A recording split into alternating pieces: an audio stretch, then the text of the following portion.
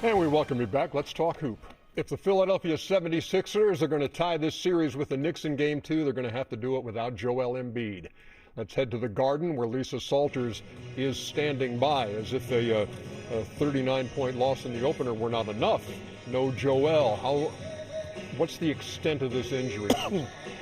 Yeah, Ernie. Well, Joel Embiid was ruled out after a shoot-around this morning with hip and ankle injuries. Now, according to the 76ers, Embiid woke up with increased pain in his right ankle. That's an injury that they say he sustained during Game 1. So he woke up with increased pain in his right ankle, but also increased pain in his right hip.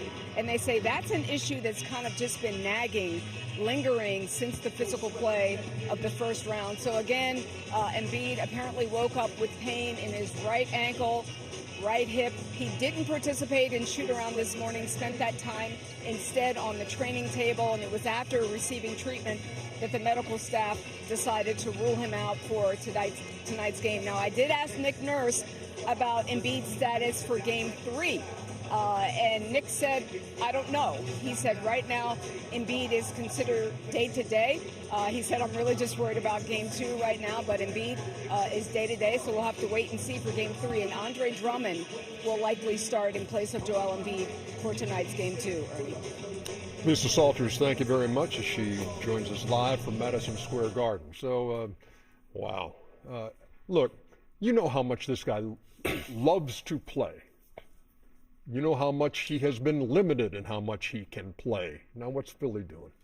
Well, I mean, if you're Philly, you've had practice all year because he missed the bulk of the season. And so I think you'll see more VJ Ashcombe. And I think Paul George will get more involved. Obviously, Maxey's going to do what he do. But, you know, they've been preparing for this. It's unfortunate, though. I feel really bad for Joel. Like you said, you know how much he wants to play. You've seen the emotion coming out at the end of that last series against Boston. But you also had to question and wonder if he'd be healthy enough to make it through these series. You know, the playoffs are far more physical than the regular season, and he's just now getting back into that. So it's unfortunate. I feel bad for him, but I think Philly's equipped to still go out there and possibly win a game. I mean, for a night, yes. For a series, no. He just affects the game in too many ways. That's how they got out of the first round. He affects the game in 6 different categories. If you're talking about scoring, rebounds, and assists, those are the obvious. But the pace of the game, he affects the double team. You have to double team him now, which is creating a separate offense. You just throw the ball to him, they have to double him, and now that's a new offense. Because he affects the game in so many ways, you can't sustain it over a series against the better teams in the league. But maybe for a night, like you said, Paul George or DJ goes crazy. And then lastly, defensively. So, you know, I think there are too many holes that he plugs for them to be elite, for them to go on and beat the Knicks in this series. Boy, the Knicks are going to the conference finals. Yes, they are. This is, I smell blood in the water. If I'm the Knicks, I'm like, guys, let's get that hammer and nail out in that coffin.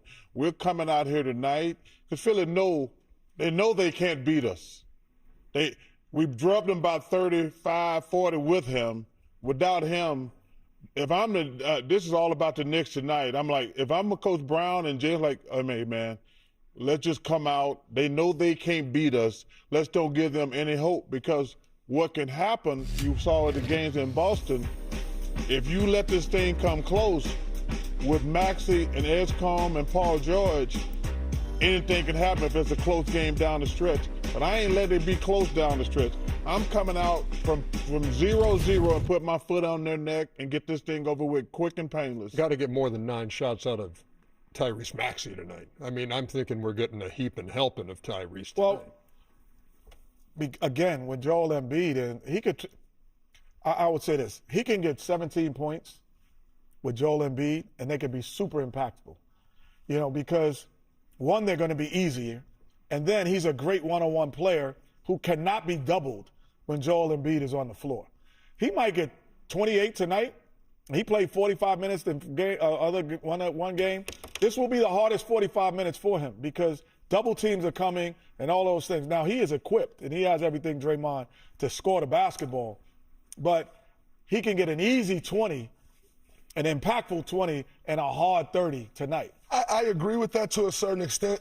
Where I think it changes for Maxey, though, is to your point of the pace, the game slows down with Joel. Maxey want to play fast. And so now I think it makes it tougher on Carl that now you got to try to keep up with Maxey running. You got to try to keep up with VJ Ashcombe running. So I think the Knicks are winning tonight. But Philly's path to winning is they just got to push the ball, and I think ultimately that helps Tyrese Maxey more than it hurts him. And I agree with that. The only way Philly going to win this game is turn into a track meet. Because if you go back and look at the last game, you talk about Joel defense. They were attacking Joel defensively. Like he can't move anymore. They were killing him on that pick and roll, and Carl was out running up and down the floor. But if Philly's going to win, Max and VJ and Paul George got to go crazy. And you won't see a 16-3 New York advantage in fast break points like you did in Game 1. Hey, the Knicks. I was in New York last night. Went to a dinner in New York last night. Congratulations. Shout out the T. Howard Foundation. Yeah, congratulations. No, I'm not asking for that. No. They just told us you got an award. Congratulations. It was very nice of them. That's all right. But here's the deal. All I heard all night long at the hotel and anywhere else was, hey, Knicks, how far? Hey, man. I said, hey, they're as hot as anybody right now. They are playing great basketball, and it was like that second loss to the Hawks was like a, hey. And now their closest game has been 16. It's impressive what they have done to this point, Dre. It's very impressive. I think they've started to figure it out, though. Like the more the season has gone on, Karl Towns has moved from the block to the high post, and I think that's changed everything.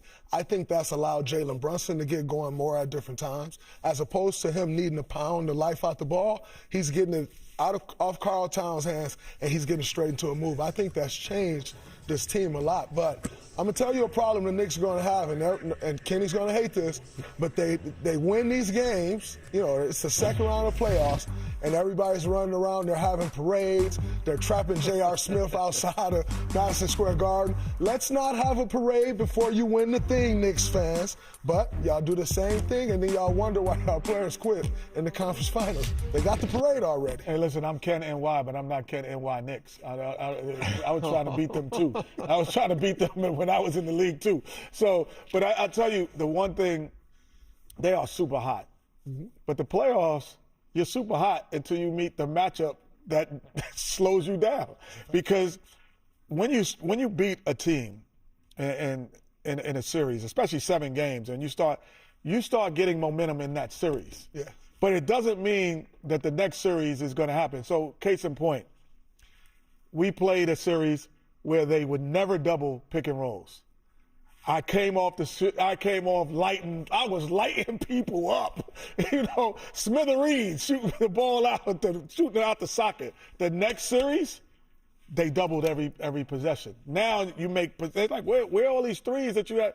They're doubling every possession. So every possession, every series is different. And so you have to figure out what happens. Closest game they've played in the last 4 was a 16-point win over the Hawks. The other 3 by 29, by 51, and by 39. And tonight they face a Sixer team without Embiid. Draymond